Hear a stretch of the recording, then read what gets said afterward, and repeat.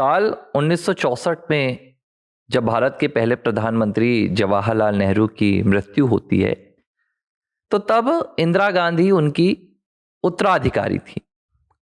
लेकिन तब कांग्रेस पार्टी के जो दिग्गज नेता थे, चाहे वो निजलिंगप्पा रहे हों या कामराज रहे हों, उन तमाम नेताओं ने इंदिरा गांधी को एक अपरिपक्व नेता माना और उन्होंने कहा कि अभी इंदिरा गांधी प्रधानमंत्री की कुर्सी संभालने के लिए तैयार नहीं है, इसलिए हमें प्रधानमंत्री की कुर्सी किसी और को देनी होगी। और इस क्रम में तब हमारे लाल बहादुर शास्त्री जी को भारत का दूसरा प्रधानमंत्री बनाया गया। उन्होंने प्रधानमंत्री पद की शपथ ली और शपथ लेते ही एकदम तेज तर्रार नेता वाली छवि लाल बहादुर शास्त्री की निकलकर सामने आई। जो उनका छोटा कद था, लेकिन वो छोटा कद दुनिया भर में भारत को बड़ा बना रहा था।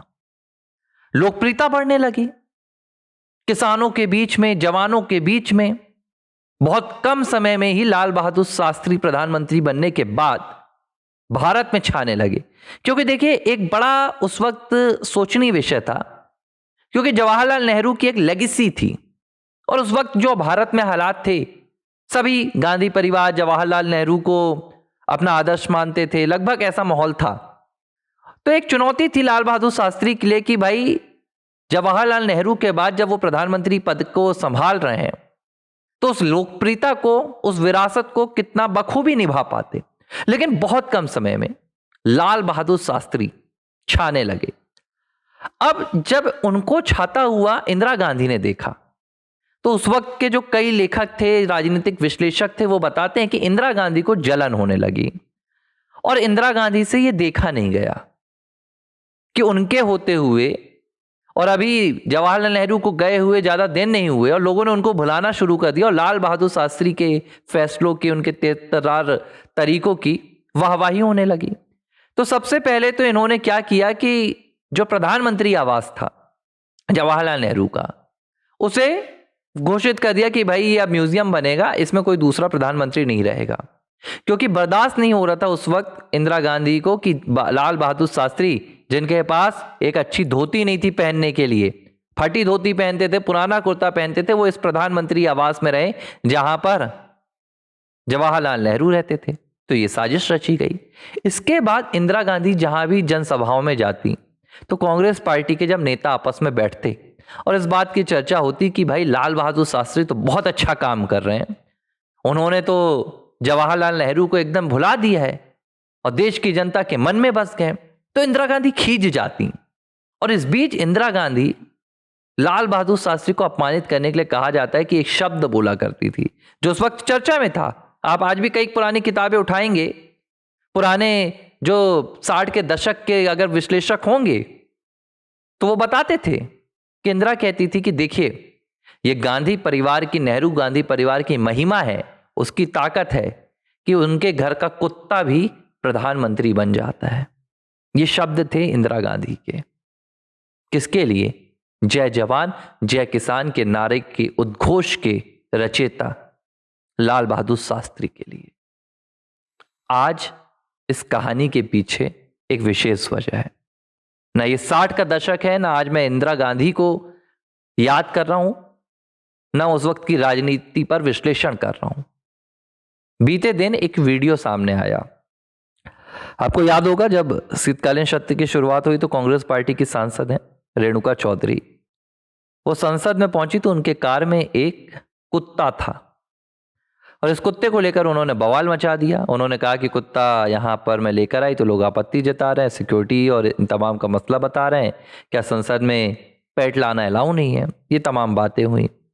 अगले दिन राहुल गांधी आए संसद में, तो राहुल गांधी वहां पर कुछ कांग्रेस नेताओं और मीडिया के साथ बात कर रहे थे। तो उन्होंने पूछा कि क्या हो गया रेणुका चौधरी के साथ। तो कुछ लोगों ने बताया कि रेणुका चौधरी कुत्ता लेकर आई थी, तो यहाँ पर भाजपा वाले आपत्ति जता रहे थे, कह रहे थे कि कुत्ता लेके नहीं आ सकते, आलोचना कर रहे थे। तो राहुल गांधी पूछते हैं कि क्या यहाँ पर पेट्स लाना अलाउड नहीं है? तो किसी ने जवाब दिया कि नहीं, यहाँ पेट्स अलाउड नहीं है। तो राहुल गांधी ने तपाक से क्या कहा, इस बात को आप सुनेंगे तो शायद आक्रोश आपके दिल में भर जाएगा।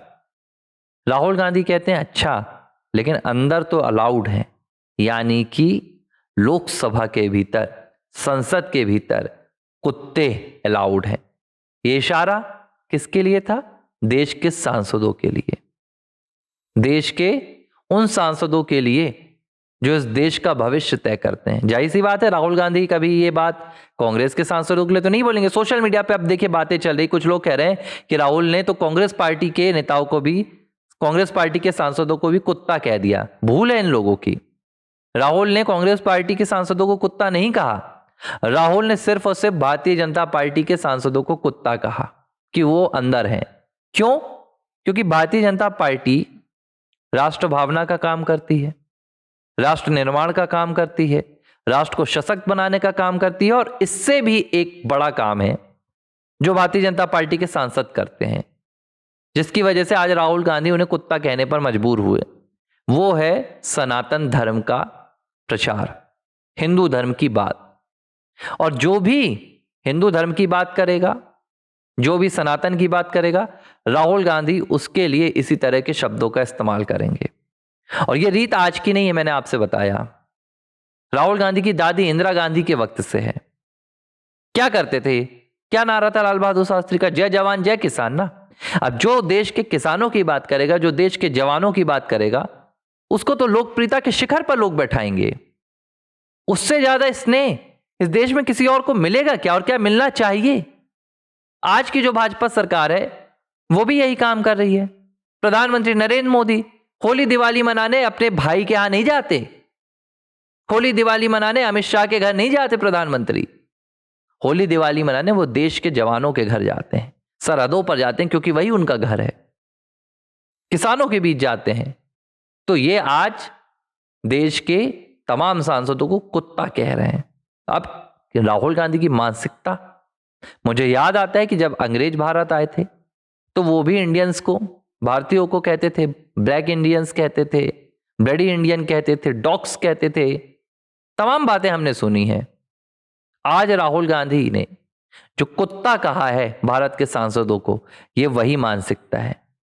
क्योंकि राहुल गांधी खुद को इटली के मूल से जोड़ते हैं। रंग विभेद, भारत को काला कहना, यहां के सांसदों को कुत्ता कहना, माफ कीजिएगा, आजादी मिल चुकी है साल 1947 में, लेकिन वो सिर्फ आजादी अंग्रेजों के शासन से मिली थी। अंग्रेजों की विचारधारा से उनकी जो वैचारिक गुलामी है वो आज भी भारत में रग रग में बसी हुई है, और इसी के खिलाफ ये संघर्ष चल रहा है।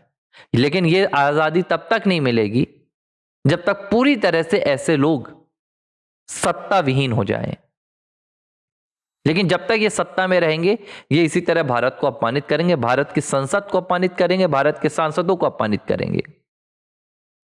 हां, लेकिन इनकी हिम्मत कभी नहीं होगी कि ये यूरोप के खिलाफ बोलें, ये इटली के खिलाफ बोलें। क्यों? क्योंकि वहां से तो इनका रिश्ता है। ना तो अब राहुल गांधी से कोई माफी की मांग कर रहा है, ना राहुल गांधी से कोई कह रहा है कि उन्होंने देश के सांसदों के लिए, जो देश के माननीय होते हैं, इस तरह के शब्दों का इस्तेमाल किया। अब जाहिर सी बात है, राहुल गांधी अपने आप को देश का राजा मानते हैं और भारत के लोगों को गुलाम। अब गुलाम कुत्ते भी हो सकते हैं, गुलाम सुअर भी हो सकते हैं, बिल्ली भैंस जो हो सकता है। यह है देश के विपक्ष की मानसिकता, देश के विपक्ष के नेता की मानसिकता। उस नेता की मानसिकता जिसके पिताजी प्रधानमंत्री थे, जिसकी दादी प्रधानमंत्री थी, नाना प्रधानमंत्री थे। ये उनकी मानसिकता है। जिनकी मां 10 साल तक देश के पूरे सत्ता की सबसे बड़ी कमांड थी। अब क्यों ये व्यक्ति सेना का अपमान करता है, क्यों व्यक्ति ये देश का अपमान करता है, क्यों व्यक्ति संविधान का अपमान करता है, क्यों संसद का करता है, इस बात का अंदाजा आप स्वयं से लगा सकते हैं।